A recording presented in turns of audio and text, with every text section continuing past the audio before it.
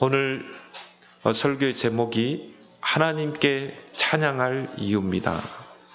그래서 오늘 본문에 찬양이란 말이 4번 정도 이렇게 나옵니다.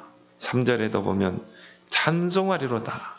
6절에 그의 은혜의 영광을 찬송하게 하려는 것이라. 12절에도 그의 영광의 찬송이 되게 하려 하심이라. 14절 하반절에도 그의 영광을 찬송하게 하려 하심이라. 정말 구원의 은혜를 아는 자, 또 이 구원의 은혜를 누리는 자가 할 수 있는 것이 바로 찬양인 것이죠.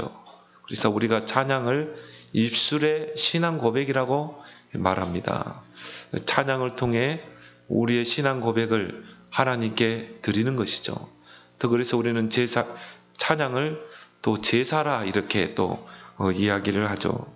시편 33편 1절에 보면 너희 의인들아 여호와를 즐거워하라. 찬송은 정직한 자들이 마땅히 할 바로라. 찬송은 누가 해요? 정직한 자가 하는 게 찬송입니다. 많은 사람들이 참 정직하지 못한 것 같아요. 그래서 우리가 조금만 어려움이 오고 문제가 오고 또 사람과의 관계에서 이해관계가 얽히게 되면 갈등하고 원망하고 불평하고 이런 사람이 어떻게 이 찬송이 되겠습니까? 찬송이 되지 않겠죠.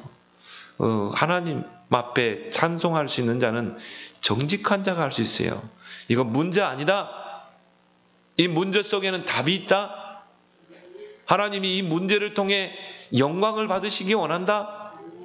그 사람이 찬송할 수 있는 거예요. 정직한 자가 할 수 있는 게 찬양인 것입니다. 이사야 40장에 보면 여호와 하나님 왜 내 길은 여호와 앞에 숨겨져 있습니까? 여호와 하나님 왜 내 송사는 가려져 있습니까? 원망하고 불평하는 자에게는 찬송할 수 없어요. 성경의 인물 중에 찬양이 삶이 되었던 인물이 바로 다윗이죠. 그래서 시편 중에 145편부터 150편은 다윗의 찬송시입니다. 근데 다윗이 위기 때 가장 어려움을 당할 때 다윗은 더욱 하나님을 찬양했어요. 그래서 시편 150편에도 보면 정말 호흡 있는 자마다 여호와를 찬양하라. 수금으로 비파로 춤을 추며 목소리를 높여 여호와를 찬양하라. 사무엘상 16장 23절에도 사울이 악신 들려 그 고통 속에 있을 때 다윗이 찬양하면서 기도할 때 다윗에게 붙은 악신이 떠나가잖아요. 다윗은 그 삶 자체가 바로 찬양이었던 것이죠. 바로 정직한 자입니다. 구원받은 성도가 마땅히 하나님께 영광을 돌리고 찬양해야 될 이유를 오늘 본문에 바울은 말하고 있습니다. 그 첫 번째가 뭡니까? 저와 여러분들은 하나님의 뜻을 따라 부름받은 자이기 때문인 것입니다. 그냥 부름받은 게 아니에요.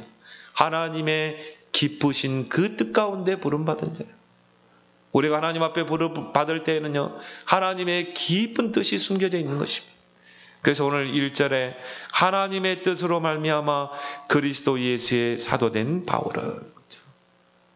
바울이 사도된 것은 하나님의 깊은 뜻에 따라 된 거라 이 말이죠. 그 하나님의 뜻 안에는 절대 계획과 절대 목표가 포함되어 있습니다.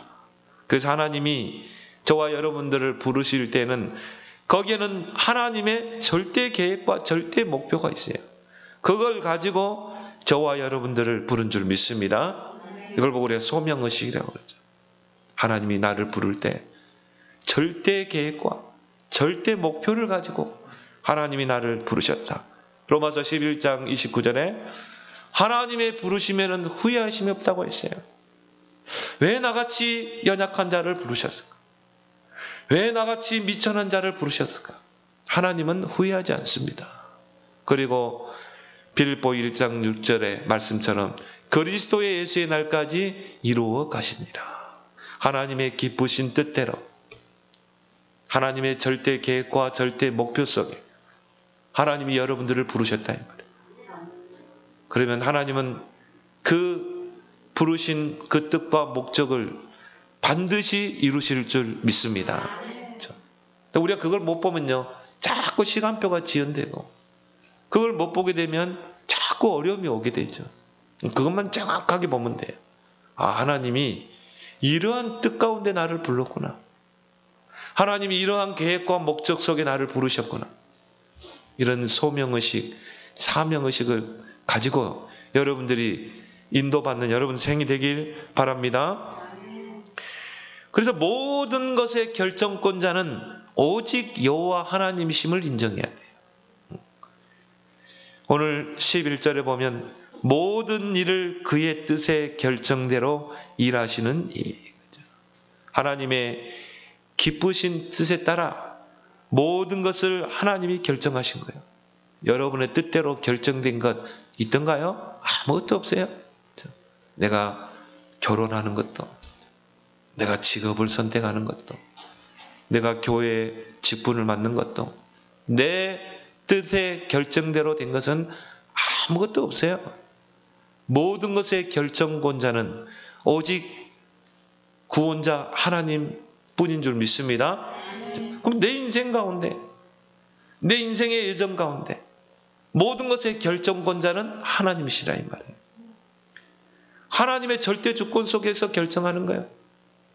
어떤 사람은 왜 하나님의 은혜로 구원받고 어떤 사람은 왜 구원받지 못하는가? 하나님의 절대적인 결정에 따라 된 것이에요. 저와 여러분들이 그리스도 안에서 구원받고 또 정말 이 귀한 직분을 가진 것은 하나님의 뜻에 따른 결정에 의해서 여러분들을 하나님이 구원하시고 또 여러분들을 세우신 줄 믿습니다. 그거를 인정하라 이 말이죠. 잠언 16장 1절에 마음의 경영은 사람에게 있어도 말의 응답은 여호와께로부터 나느니라. 내가 계획을 세우고 내가 뜻을 세우고 기도하고 해도 결국 그 말의 응답과 모든 것의 결정권자는 하나님에게 있다. 제가 이건 몰라가지고는요, 전에는 내 계획 다 세워놓고 하나님께 응답해 달라고 그랬대요. 하나님, 내가 이렇게 계획했습니다. 그래, 하나님이 여기에 맞춰서 내게 응답 주십시오. 여지없이 하나님이 그 길을 막는 거죠. 그래서 제가 이 복음을 깨닫고, 그래, 내 결정대로, 내 뜻의 결정대로 된 건 하나도 없어요. 모든 것이 하나님의 결정대로 되는 거예요. 그래서 우리가 할 거는 뭡니까? 진짜 우리는 언약의 여정을 떠나는 거예요. 잠언 16장 9절에 사람이 마음으로 자기의 길을 계획할지라도 그의 걸음을 인도하시는 분은 여호와시다. 내가 아무리 결정해서 내 길을 간다 할지라도 우리의 걸음을 인도하시는 분은 누구예요? 여호와 하나님. 그래서 하나님의 뜻의 결정대로 요셉을 노예로, 감옥으로 가게 하잖아요. 불평할 수 있어요? 아니죠. 거기에 하나님의 절대 계획이 있는데, 거기에 하나님의 절대 목표가 있는데, 그런 의미에서 우리에게 이 광야길의 여정을 가는 우리에게 있는 문제, 어려움은 그거는 하나도 문제가 아니라는 것이죠. 하나님의 선하신 뜻의 결정대로 그렇게 한 거예요. 여기서 나오는 것이 하나님의 절대 주권인 것입니다. 그래서 역대상 29장 10절 14절에 바울은 뭐라고 그러세요? 모든 주권이 하나님에게서 나온다. 모든 주권이 하나님에게 있습니다. 부와 기도 하나님의 절대 주권. 모든 일을 크게 하심도 강하게 하심도 하나님의 절대 주권. 인정하길 바랍니다. 하나님이 요셉을요, 정말 세상 사람들이 보지 못하는, 다른 사람이 보지 못하는 어마어마한 꿈과 비전을 보여줬거든요. 하늘의 해와 달과 별이 요셉 앞에 자라고, 형들의 볕단이 요셉의 볕단 앞에 자라는, 그건 뭡니까? 결국 세계복음화 아닙니까? 결국 아브라함을 통해 가정복음화, 세계복음화, 민족복음화 하겠다는 거예요. 어마어마한 꿈과 비전을 보여줬거든요. 그런데 그러면 하나님이 요셉을요, 서밋으로 바로 세워서 그 일을 해야 되는데 하나님 어떻게 하세요? 형들을 시기하게 해가지고 저 미디안 상인의 팔게 하고, 미디안 상인들은 애굽에 가서 애굽의 노예 시장에 요셉을 팔고, 그리고 보디발의 집에 노예로 팔려가고. 근데 그것이 뭐라고요? 하나님의 절대 주권 안에 있는 하나님의 뜻의 결정대로 한 것이에요. 그걸 통해 하나님은 하나님의 절대의 계획을 이루고 절대 목표를 이루시는 줄 믿습니다. 절대 주권. 여기에서 내게 주어진 그 직분에 대한 소명의식, 사명의식이 나오는 거예요. 그래서 오늘 바울은요, 하나님의 뜻으로 말미암아 그리스도 예수의 사도된 바울. 바울은 어떤 사람이었어요? 정말 예수를 핍박하고 복음을 박해하고 교회를 잔멸하는데 앞장선 인물입니다. 스데반 집사 전도자를 순교시키는데 제일 먼저 돌을 들고 증인으로 섰던 사람입니다. 어떻게 보면은 스데반을 죽이는데 앞장선 인물이에요. 그 바울이 어떻게 했어요? 다메섹 도상에서 그 그리스도를 만나게 되잖아요. 그리고 바로 너는 이제 이방인의 사도가 될 것이다. 이 이방인의 사도로 하나님께 부름받고 세움받은 것이 하나님의 뜻의 결정에 따라서 된 거라 이 말이죠. 하나님의 계획 속에, 절대 목표 속에 이제 이방인을 복음화하는 그런 사도로 쓰시기 위해서 하나님이 미리 다 준비하신 거예요. 바울이 불신자로 있을 때 다 준비한 겁니다. 그래서 뭡니까? 3가지 시민권을 갖게 하고, 그리고 가말리엘 문화생, 또 율법학자, 바리새인, 그래야 유대인들을 살리죠. 왜? 소아시아, 마게도냐 지역에는 유대인들이 다 흩어져서 회당을 짓고 있거든요. 그래서 바울이 가는 곳마다 회당을 찾아 들어갔잖아요. 왜? 유대인들을 복음으로 세워야 된다. 저들이 하나님 사랑해요. 하나님을 향한 중심이 있습니다. 계명도 지킵니다. 율법도 지킵니다. 뭐가 없어요? 복음 하나 없는 거예요.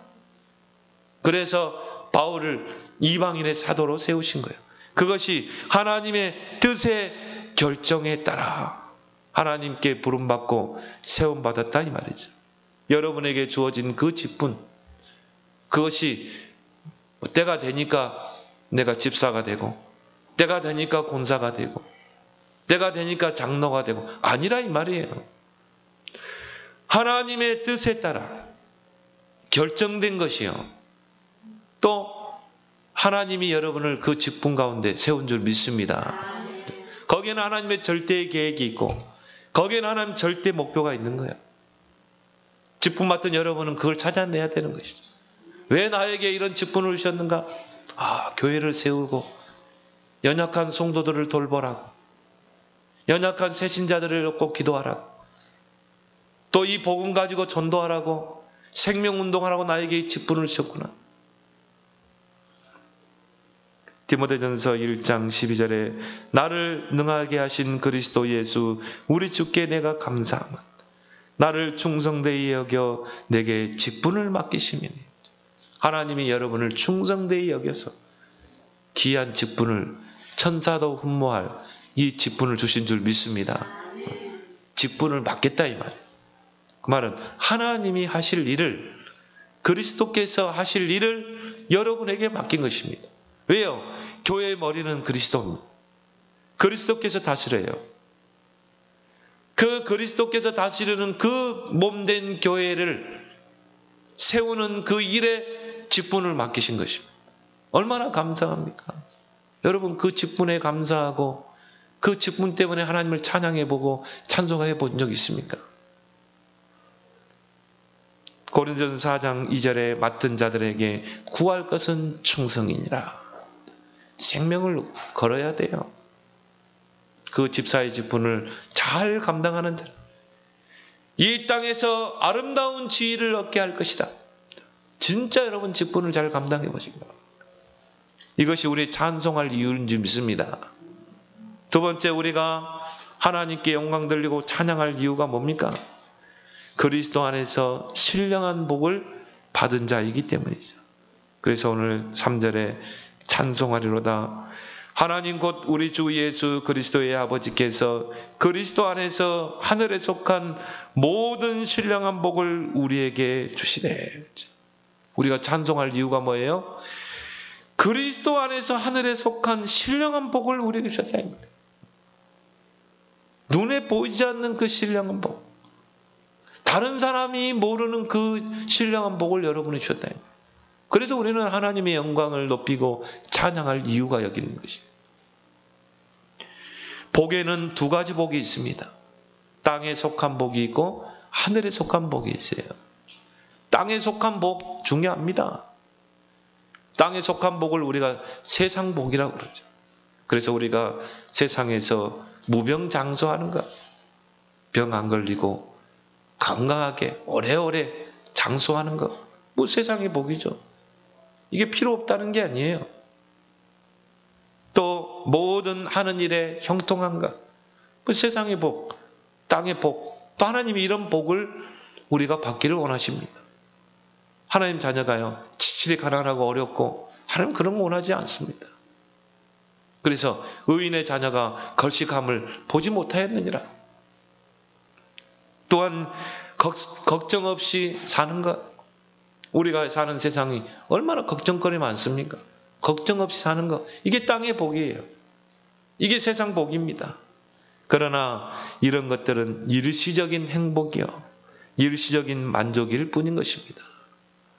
전도서 2장 11절에 보면 헛되어 바람을 잡으려는 것이며 무익한 것이라. 여기에 우리의 인생을 집중하지 마라. 우리는 정말 영적인 일에 우리의 중심을 가지고 살면 하나님이 이런 것은 필요에 따라 하나님이 채워주시는 것이죠. 빌립보 4장 19절에 나의 하나님이 영광 가운데 풍성한 대로 모든 필요를 채우시는. 그래서 이러한 땅의 복, 세상 복은 자신이 감당할 수 있을 만큼만 있는 것이 좋아요. 그래서 예수님이 제자들이 우리에게 기도를 가르쳐 주십시오. 그때 그 제자들이 가르쳐 준 기도가 뭡니까? 하나님의 나라가 이 땅에 임하도록 기도해라. 하나님의 뜻이 이 땅에 이루어지도록 기도해라. 그리고 뭐라고 했어요? 이것 때문에 일용할 양식을 달라고 기도해라. 그렇죠? 일용할 양식이 있는 것으로 족하라 이 말이죠. 감당치 못할 복에 집착하는 것을 보고 우리가 탐심이라고 그래요. 그래서 너희 안에 모든 욕심과 탐심을 버리라고 그랬잖아요. 왜? 탐심은 곧 우상 숭배니라. 우상 숭배의 죄를 범하는 것 같아요. 왜요? 하나님보다 더 세상 것을 사랑하는 것이기 때문에. 그래서 여러분이 감당할 만한 그런 복이 있는 것으로, 감당할 만한 만큼만 있는 것으로 여러분 족하기를 바랍니다. 여러분 그릇을 키우면 돼요. 정말 나는 하나님으로부터 빛의 경제의 축복을 받겠다. 여러분이 아브라함처럼 그런 그릇을 키우면 되는 거예요. 잠언 30장 8절 9절에 나를 가난하게도 마옵시고 부하게도 마옵시고 오직 필요한 양식으로 나를 먹이소서. 혹 내가 배불러서 하나님을 모른다 여호와가 누구냐 할까 하오며 혹 내가 가난하여 도둑질하고 여호와의 이름을 욕되게 할까 두려워함이니이다. 성도가 너무 부한 것도요. 그러다 보면 뭐예요? 하나님 바라보지 않습니다. 하나님께 기도하지 않습니다. 그릇이 안 되는데 로또 당첨돼 보세요. 그럼 어떻게 됩니까? 결국 그것 때문에 망합니다. 근데 너무 또 가난한 것도 안 좋아. 왜? 그것 때문에 하나님의 영광이 가려지기 때문에. 여러분이 이 잠언 30장 8절 9절 가지고 기도해 보세요. 하나님 나에게 가난하게도 마시고 부하게도 마시고 일용할 양식으로 그때그때 필요한 것으로 하나님 채워주십시오. 내가 너무 배불러가지고 하나님을 모른다고 할까 두렵습니다. 너무 가난하면 하나님의 영광 가리지 않습니다. 가리지 않지 않습니까? 나에게 필요한 것으로 일용할 양식으로 그때그때 필요한 것으로 채워주옵소서. 기도하길 바랍니다. 왜? 성도가 이 땅에서 복을 받는 건 당연한 거예요. 더 중요한 복이 뭡니까? 하늘에 속한 복입니다. 바울은 이것을 신령한 복이라고 말했어요. 바로 영적인 복이죠. 이것을 사모하는 여러분 되길 바랍니다. 오늘 3절에 보니까 그리스도 안에서 하늘에 속한 신령한 복이라고 그랬어요. 누구 안에? 그리스도 안에서 우리에게 주신 복이라니까. 근데 하늘에 속한, 땅에 속한 복이 아니라 하늘에 속한 복이에요. 바울은 오늘 본문을 통해서 그 신령한 복 4가지를 강조하고 있습니다. 바로 선택, 예정, 성령 곧 제사, 성령의 인치심이죠. 이게 바로 신령한 복이에요. 바울은 이걸 언급하기 전에 찬송하리로다. 그리스도 안에서 하나님 아버지께서 하늘에 속한 신령한 복을 내게 주셨기 때문에 나는 여호와를 찬양한다. 그러면서 쭉 4가지를 나열하죠. 첫 번째가 뭐라고요? 선택이죠. 오늘 4절에 곧 창세전에 그리스도 안에서 우리를 택하사 우리로 사랑 안에서 그 앞에 거룩하게 흠이 없게 하시라고. 창세전에 여러분들을 택하신 거예요. 이 천지가 창조되기 전부터 하나님은 여러분을 아셨고, 천지가 창조되기 전부터 여러분을 하나님이 이미 택한 거예요. 구원받은 하나님의 자녀로 택한 거예요. 이거는요, 우리 인간의 그런 수사어로는 도무지 표현이 안 돼요. 이거는 우리 인간의 이성으로도 도무지 이해 안 되는 부분이죠. 이 천지가 창조되기 전부터 계신 분은 누구예요? 여호와 하나님. 이 천지가 창조되기 전부터, 이 우주가 창조되기 전부터 하나님은 나를 아셨고 나를 택하신 것이에요. 이건 어떻게 표현할 수 없는 부분이죠. 믿어집니까? 믿어지는 자는 구원받은 거예요. 창세전에 여러분을 선택했다니까요. 요한복음 15장 16절에 너희가 나를 택한 것이 아니요 내가 너희를 택하여 세웠다. 우리가 하나님을 택했습니까? 아니죠. 하나님이 여러분을 택했다. 구원 주기로 택했어요. 창세전에. 그걸 알면 하나님 앞에 찬송할 수밖에 없죠.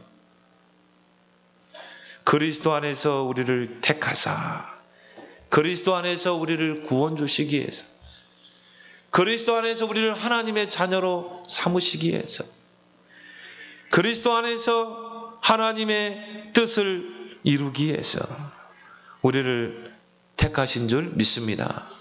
이것 때문에 우리가 찬송하는 것. 이걸 여러분이 깊이 묵상해 보세요. 그리고 두 번째 신령한 복이 뭐라고요?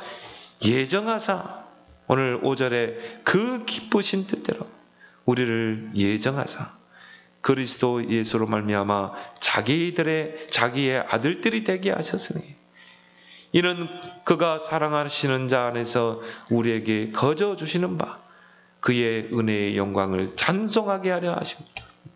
예정이란 말은 뭡니까? 미리 정했다 이 말이에요. 여러분을 구원 주시기로 그리스도 안에서 미리 정하셨다. 그의 기쁘신 뜻대로 미리 정하셨다.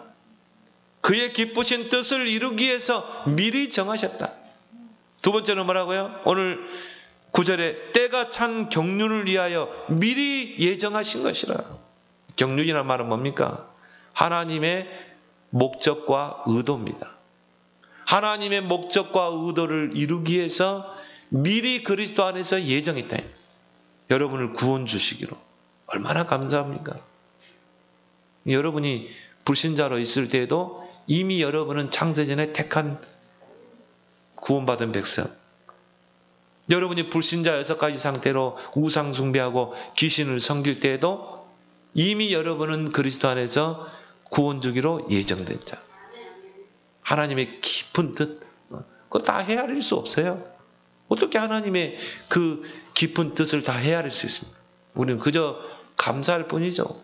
그래서 찬송하는 것입니다.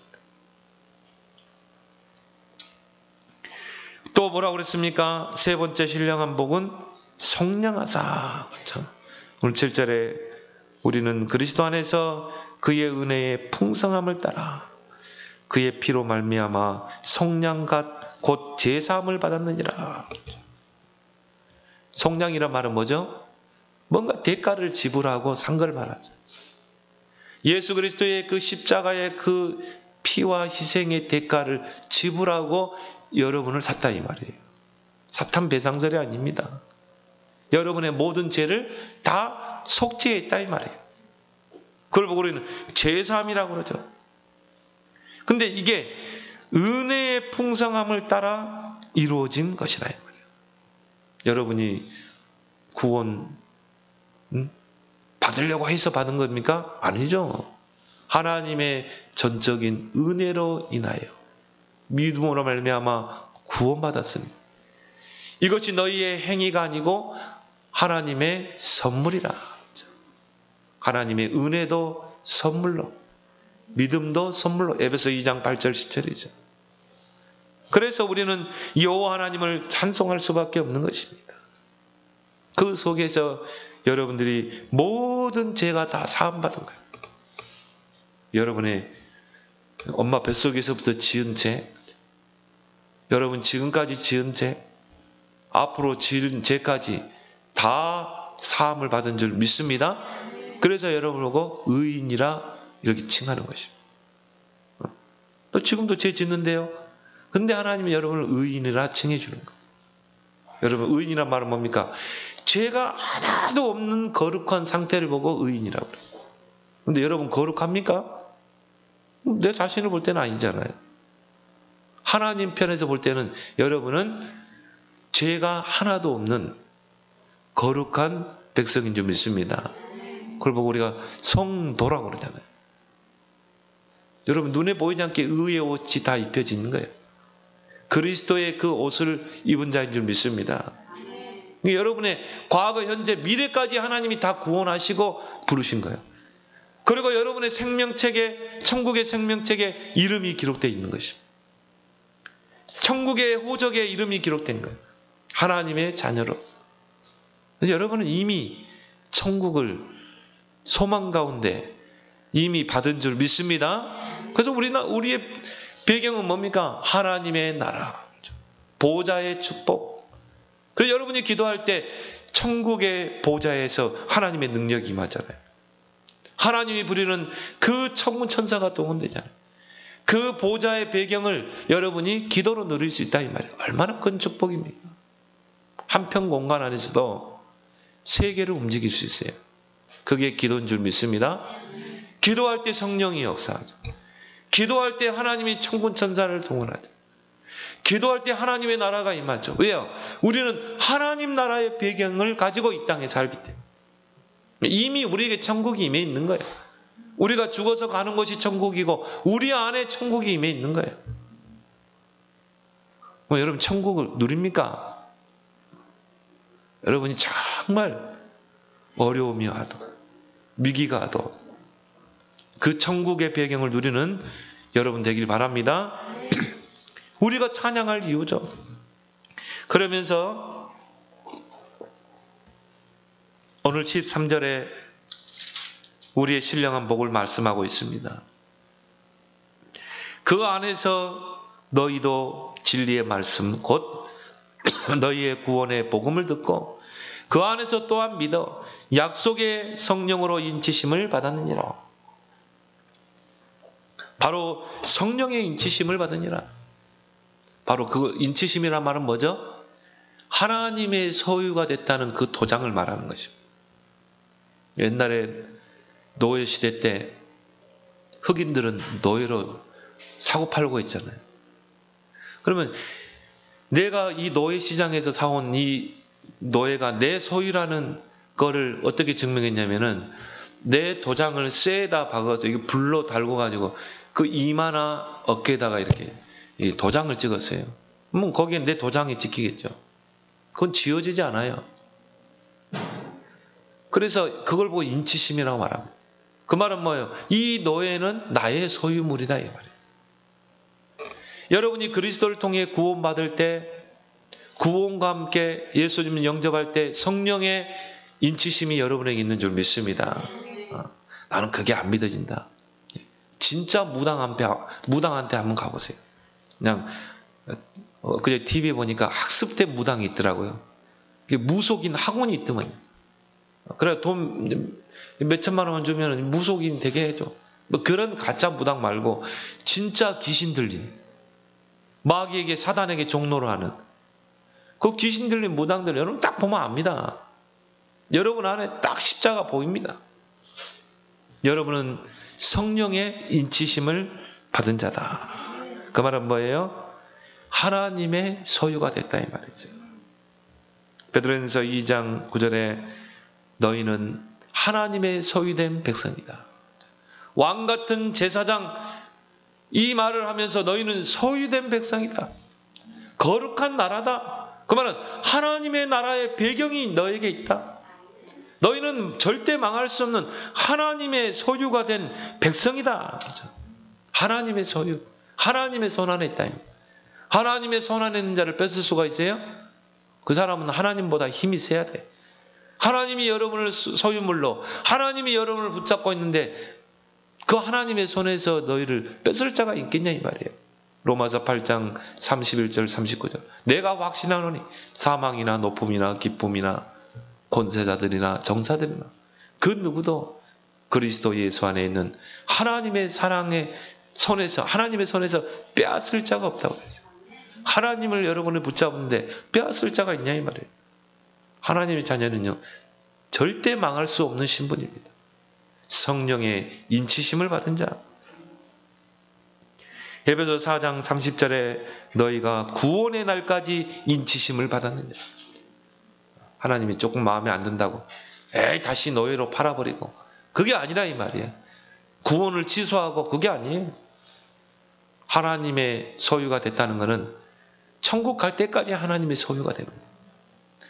구원의 날까지 인치심을 받았느니라. 성령의 인치심을 받았느니라. 여러분 예수 그리스도를 구원자로 믿고 영접할 때 성령이 내 안에 내주하고 인치심을 하는 것입니다. 도장을 찍는 것입니다. 구원은 뭐예요? 성령의 내주. 하나님이 내 안에 성전 삼고. 오늘 그래서 14절에 바울은 성령의 인치심과 함께 성령은 우리의 구원의 영원한 보증이 되시느니라. 이는 그 우리 기업의 보증이 되사 그 얻으신 것을 속량하시고 그의 영광을 찬송하게 하는 거예요. 성령이 구원의 확실한 보증인 줄 믿습니다. 보증이 뭡니까? 그러니까 보장하는 거예요. 여러분이 은행에서 뭐 대출을 얻으면 보증이 몇 명 세우라고 그러잖아요. 그럼 내가 그 빚을 못 갚으면 그 보증인들이 빚을 대신 갚겠다는 거 아닙니까? 성령이 내 안에 들어오시고 성령의 인치심을 받은 저와 여러분들에게 성령이 영원한 구원의 보증이 되시는 것입니다. 흔들릴 필요가 있어요? 성령이 계시네. 성령이 오셨네. 내 안에 보혜사로. 내 안에 성전 삼고. 고린도후서 1장 22절에 저가 또한 인치시고 보증으로 우리 마음에 성령을 주셨느니라. 우리의 구원의 확실한 보증으로 성령을 우리 마음에 주셨느니라. 그 비밀을 알면 하나님을 찬송할 수밖에 없는 거예요.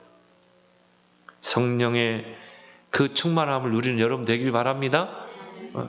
그럼 여러분이요 진짜 어려움 당하면요 성령 충만 속으로 들어가요. 오직 성령이 너에게만 하면 권능받고 땅끝까지 증인되리라. 술 취하지 말라 이는 방탕한 것이요 성령의 충만함을 받으라. 그래서 결론적으로 뭡니까? 하나님의 영광을 찬송하는 삶을 살자. 오늘 14절에 그의 영광을 찬송하게 하려 하십니다. 우리는 하나님의 뜻을 따라 부름받은 자, 하늘에 속한 신령한 복을 받은 자. 그래서 우리의 삶을 뭐예요? 하나님의 영광을 찬송하는 삶. 찬양 많이 하세요. 기도 안 되면요 찬양하세요. 뭐 찬송만 해도 기도예요. 그래서 우리가 찬양을 곡조 있는 기도라고 그러잖아요. 그게 나의 신앙 고백이거든. 기도는 신앙 고백 아닙니까? 찬양은 신앙 고백 아닙니까? 그래서 여러분이 기도가 안 될 때는 찬양을 많이 하세요. 찬양을 듣기도 하고 또 찬양을 하기도 하고. 내가 등산 가면 많이 하는 게 찬송이거든요. 근데 와 너무 이제 신나면 막 목소리 높여서 찬양하거든요. 옆에 사람 듣든지 안 듣든지 막 찬양하면요, 막 어떤 사람은 막 이상하게 쳐다보기도 하고, 또 어떤 사람은요 또 아멘 하기도 하고. 아멘하는 사람은 교인인 것 같아. 찬양하니까 좋아 그냥. 호흡이 있는 자마다 여호와를 찬양할지어다. 이 모든 자연이 다 하나님을 찬양하고 있다니. 하나님의 영광을 보고 찬양하고 있는데, 하나님의 형상대로 지음받은 우리 인간이 당연히 호흡이 있는 자는 하나님 찬양해야 되겠죠. 성경에 보면은 정말 믿음의 여인들이 이 하나님을 찬양하는 것들이 보입니다. 그래서 출애굽기 15장에 보면 미리암의 찬양이 나오죠. 미리암은 누굽니까? 모세의 누이입니다. 모세의 누나가요, 이 홍해가 갈라지고 그 홍해를 하나님이 갈랐다니까요. 그리고 그 홍해를 건너서 나온 것입니다. 그러니까 이 미리암은 모세의 누이지만은 여선지자였어요. 너무 하나님의 영광이 크니까요, 그 광경을 바라보고 여호와를 찬양했다니. 여자입니다. 사무엘상 2장에 보면 한나의 찬양이 나오죠. 한나가 아무리 기도해도 아이가 없는 거야. 근데 진짜 하나님의 기도 제목을 찾아낸 거예요. 하나님은 이 시대에 나시를 필요로 하는 거예요. 그래서 기도 제목을 바꿨죠. 하나님, 나에게 아들을 주시면 내가 이 아들을 하나님께 나신으로 드리겠습니다. 그때 낳은 아들이 사무엘이라는 거예요. 그래서 사무엘상 2장에 보면 한나의 찬양입니다. 너무 하나님의 그 주신 응답이 크고 영광스러워서 찬양하잖아요.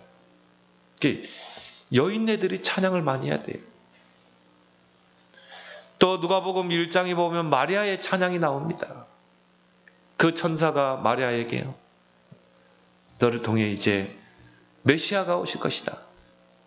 너의 몸을 통해서 구원자가 오실 것이다. 그때 마리아가 여호와를 높여 찬양하잖아요. 우리 여인네들이요, 찬양의 삶을 살길 바랍니다. 왜냐? 여자들이 보면은 스트레스 많이 받아요. 오늘 오면서도 그런 이야기 했지만요, 코로나 때문에 이 여인네들이 더 힘이 들어. 왜냐?